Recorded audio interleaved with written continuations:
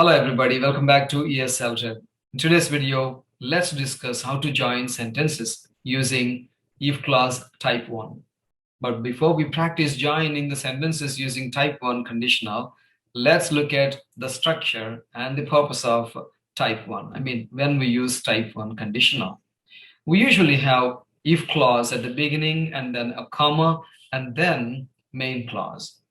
But we can always begin the sentence with main clause and then we can use if clause. But when we begin our sentence with main clause, we should not use a comma after the main clause. But when we begin sentence with if clause, you have to use a comma after that.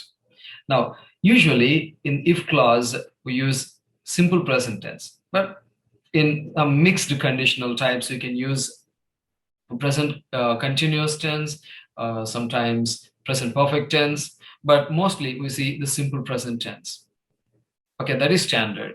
And in the main clause, we can use modal verbs like will or any other modal verb like will, may, can, and V1, verb 1, the base form of the verb. And sometimes you can use imperative sentences as well, like ask him, call me, go there, sit here, like that. Imperative sentences begin with verbs, verb 1, come, go, eat, sing, do, write. Let's move further. Now, we have the first pair of sentences here. Paint the house, it may look better. Paint the house, it may look better. Now, how can we join these two sentences using type 1 conditional? So remember, we have to use simple present tense in the if clause and a will or modal verb, or simply put, we can use simple future in the main clause. Okay, look at this here. This is how we can join them. If you paint the house, it will look better. Here I have highlighted may because you can keep may there, but will look sounds even better here because it shows that there is greater possibility of it happening. If you paint the house, it will look better. It means if you paint the house, there is a good chance that the house will look better. Okay, this is the traditional way of doing it. Now, how can we begin a sentence with a main clause? Okay, this here. So we can say, the house will look better if you paint it. So you can understand why I have changed it to the house here. Because in the earlier sentence, if you paint the house, we mentioned the house first and then we used it, the pronoun for the house. But here we are beginning the sentence with the house because if you say it at the beginning, we don't understand what it is. So this is appropriate. The house will look better if you paint it.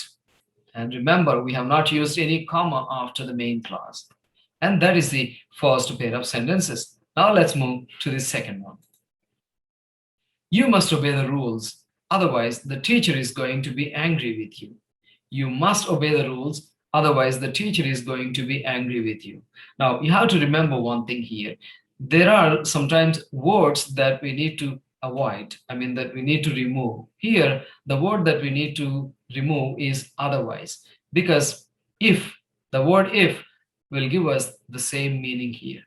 Okay, let's see how we can join them. So this is what we get. If you don't obey the rules, the teacher will be angry with you. If you don't obey the rules, the teacher will be angry with you. Now here in the first part, if clause, you have don't obey, that is simple present tense, and the teacher will be angry with you. Now here will be is in the future tense. So if you don't obey the rules, the teacher will be angry with you.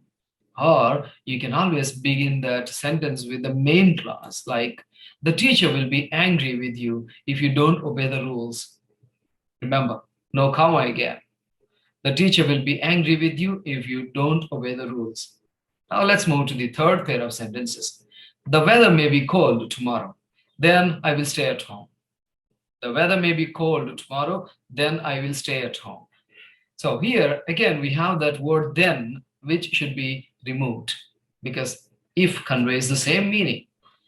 Now here is how we put them together. We say, if the weather is cold tomorrow, I will stay at home. Now here we have changed may be into is to simple present tense. If the weather is cold tomorrow, I will stay at home. Is simple present tense, will stay, future tense, Or you can say a modal verb plus verb 1. Stay is the verb 1 here. So we'll stay at home. So how can we say that with the main clause first? Easy peasy. I will stay at home if the weather is cold tomorrow.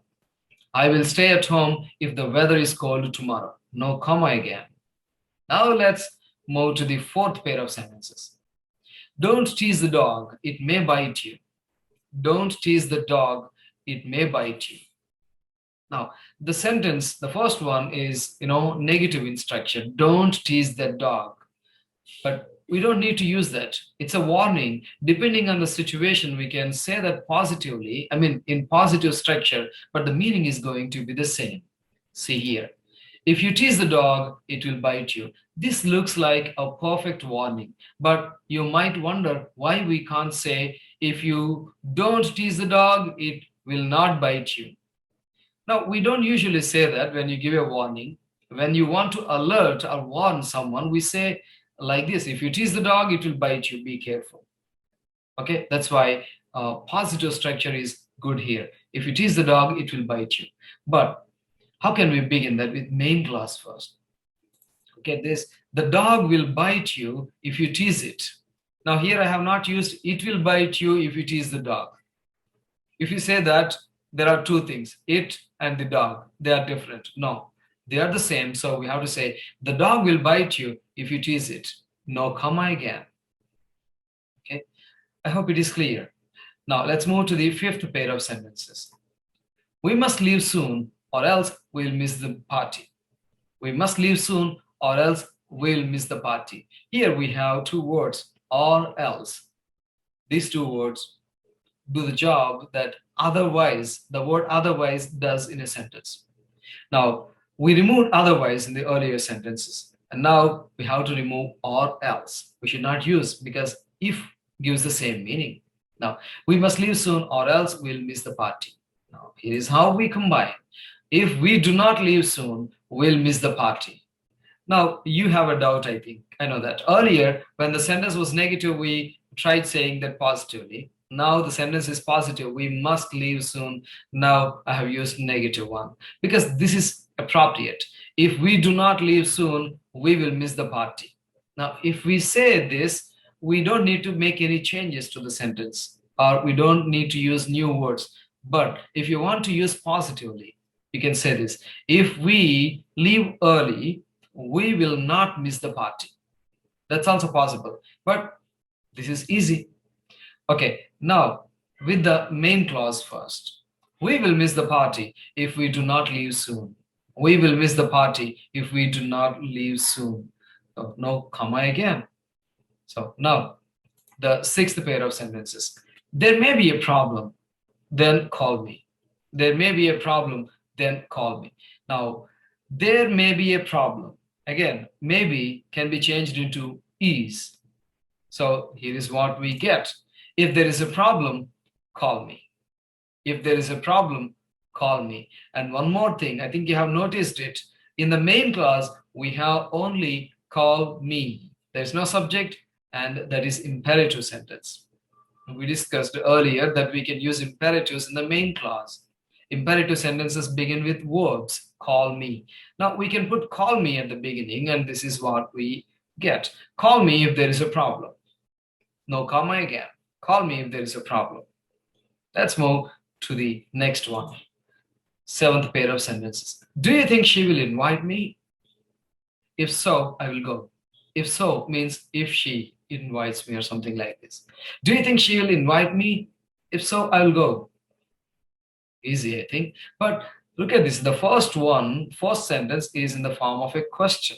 So this is how we change. If she invites me, I will go. Invites, that is in the simple present tense. We have used yes, invite plus yes here because the subject she is a third person singular pronoun. So if she invites me, I will go. In the second part, main clause, we have will plus V1. Simple future, will go. And if you begin the sentence with I will go, here is what it looks like. I will go if she invites me. I will go if she invites me. So that's it in this video. Thank you very much for watching. I hope these sentences and the example sentences, I hope that's it in this video. That's it in this video. If you still have anything to discuss, use the comment section. I'll be very happy to answer your queries. So thank you very much for watching. I'll see you in my next video.